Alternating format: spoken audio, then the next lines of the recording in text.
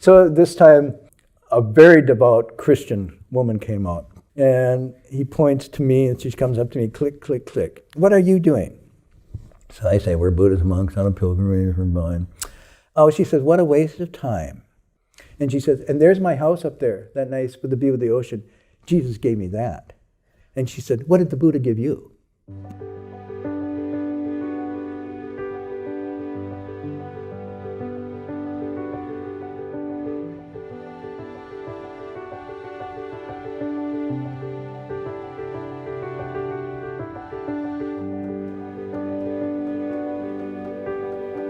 I have a question, if I may. Many of us, like yourself, come from families that are not Buddhist, and sometimes we deeply go into the practice. How do we explain to the families and loved ones that are practicing in other traditions what we're doing? How can we be filial and respectful of the traditions that we came from and help kind of build a bridge of understanding to family members and loved ones who may not have the same practices? If you present Buddhism as an other alternative, something different from another tradition, another culture, another religion, then you've set up an irreconcilable problem. And there's no way, because you'd have to say mine's better than yours. Or you'd even have to say, I'm going to this, which by itself indicates that mine's better than yours. Because why would you go to it if it wasn't better? Which then could be read as a rejection, an alienation from what somebody else believes. If you see them as equal, in the sense that these are just tools of self-discovery, and whatever is appropriate for one may not be appropriate for another at a different time, but not better or worse, then you can at least begin a conversation that honors and saying, wow, that seems to be really working for you. Super. It's not working for me. Here the other day, he's putting hot sauce on his jiaozi. I'm saying, well, that's a perfect good way to ruin a jiaozi, is putting on hot sauce. And so it's like, you know, that's the other religion, the hot sauce. You know, you eat the jiaozi the way I eat it. That's the right way. And you're going, oh, that doesn't work for me. I don't say, oh, okay, well, this guy, kick him away from the table. He's a heretic. It's like, de gustibus non est disputantum, the Latin. In taste, there's no disputing. Okay? And the same thing is taste. Religion is medicine. Okay? It's food. And if it tastes good to you, try telling a child, this is good for you. I've tried that. It comes right back out again. And not only that, they'll start throwing it at you. So why force feed anybody with food or medicine? Basically, we don't need any religion whatsoever if we're true to ourselves. But because we get lost and confused and we get a little twisted out of shape, we need orthodontists, orthopedic surgeons, and whatnot. So if you take this approach, and by that I mean you're not judgmental. So you can't wear this righteousness on your sleeve. I'm a Buddhist. Ta-da! Oh, really? Come on. It depends on how you wear this. For most people, if they see genuinely that you're opening it up and becoming true to yourself and whatnot, whatever you're doing, they can relax a little. But if you're righteous, it already indicates that you haven't owned this. You're taking it on as an identity or a style or as a way of fighting or whatever. So you got to totally be true in what you're doing. At least with parents, that goes a long way because they know you. They know you when they try to put that first foot in what you do. So they know if you're really being true to yourself, they'll back off a little bit. The next thing is you don't try to convert anybody because that's just another form of fighting. And it's like saying my food is better, so you don't go down that road. But I think ultimately you have to drop the big B and get down to Buddhism as a way of knowing, a way of discovering, a way of reflecting and thinking things over deeply, rather than a belief system that's better or worse and externally, oriented in that way. So that would be the first approach I'd take to it. And we don't do a very good job of that. Obviously, the world is filled with people who are killing and fighting each other in the name of their religions. So either the founders of those religions were really screwed up, or we misinterpreted what that message was. And we turned something that's meant to be a raft into a battleship. And clearly there's no basis for that. That being said, I think you'd have to redefine what you're doing this is the study of the mind in all its states.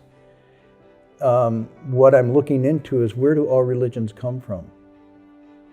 Not what particular religion is better or worse. Because, honestly, most people would recognize what's better or worse depends on the person. Because people have their own things that they just figure out and they steer by. Even with children, you can't. What is the children going to be? You can't make the child be something. There's a seed, you can create the water, the light, and whatnot, and they'll blossom into whatever they're going to be. You try to micromanage and control. See, a lot of this fighting comes from controlling. And controlling comes from feelings of inadequacy and insecurity. And so I want to convince you, I want to convert you, because then I'll feel like I'm more. No. So you got to watch out for that. But you're asking the question, where did all the religions come from? Where did all the different cultures come from? They come from the mind. Oh, if they come from the mind, then you're looking into the mind. And so rather than having a religion, you have a way of inquiring, a way of reflecting, a way of getting to know yourself. And you could even say, this religion helped me to a certain point, but at this point, I needed to go further and deeper. So it's not a rejection, it's actually, I'm building on it. So I could say to somebody, I didn't reject my Catholicism. It took me to this point of which I'm grateful. But I still had questions that couldn't be answered. And so I'm pursuing those. And I don't have any choice but to pursue them. And so it's not a rejection of something else. But I'll tell you a story that's really good in this life, at least philosophically good. I don't know if, when we were on the volume pilgrimage, Hung Sure didn't talk, I talked. And at first I thought that's going to be cool. But then I got all Megan type questions. And it's like, oh man, these are really tough. And, people would come out and ask these questions and I never know what to say. And I go, blah, blah, blah, blah, blah, blah, blah, blah, blah. And I go, oh, that was pretty good. Then a week later, Master Wa would come out and say, so what's up? Oh, people, what kind of questions? I said, they ask these questions, what did you say? And I go, blah, blah, blah, blah, blah, blah. And he'd go, oh, jeez. And he'd give a one-line answer. You go, why didn't I think of that? That's such a good answer. Because he not only answered the question, but he answered the heart of the questioner. Like somebody said, hey, you're a left home person. Why did you leave home? Why did you renounce everything and become a monk? And Master Wa would say, if you can tell me why you can't, I'll tell you why I did. And I was like, whoa. So he turned around and said, well, because being a monk is such and such. He's saying, what you're actually saying is, why can't you? So this time, a very devout Christian woman came out. And we were in the Big Sur area, and this big pink car pulls up. I think it was a pink Cadillac, right? And you smell this fragrance, this really heavy perfume.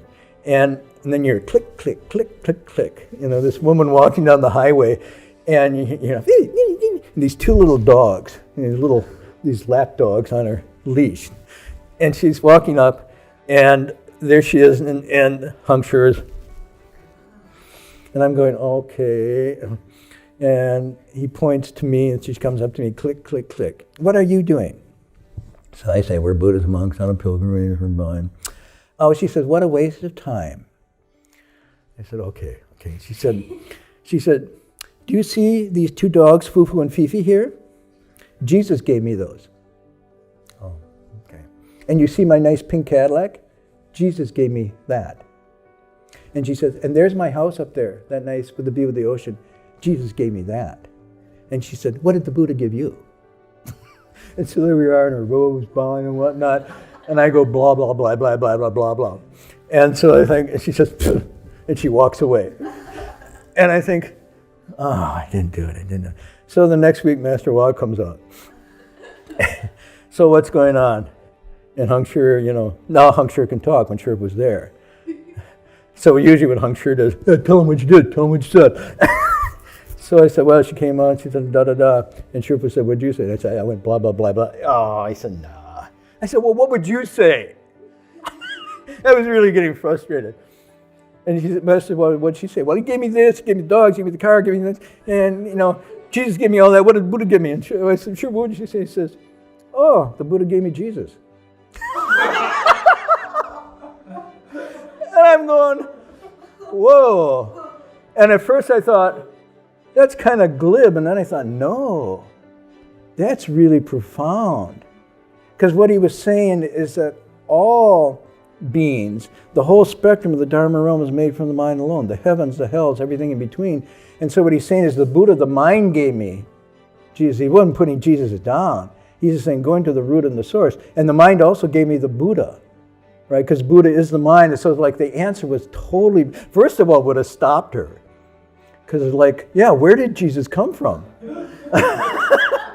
You know, but secondly, it would put her back onto a fundamental mind ground teaching. It's like, wow. And even, you know, it's like so fast. I thought, I want to get that skill. And I think the reason he had that skill was because there was nothing in between. He wasn't fighting. He wasn't trying to convert her.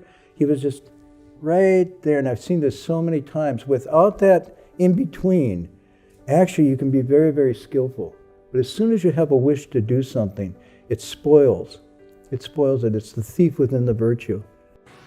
今天我们共同研究的是这个佛教与世界的和平。佛教就是和平，和平就是佛教，这个没有冲突。你要是学佛的人，就是学和平；不学佛的人，就是不和平。为什么这么说呢？学佛的人都要学这个无争三昧。无争是没有任何的争执，这个争就是人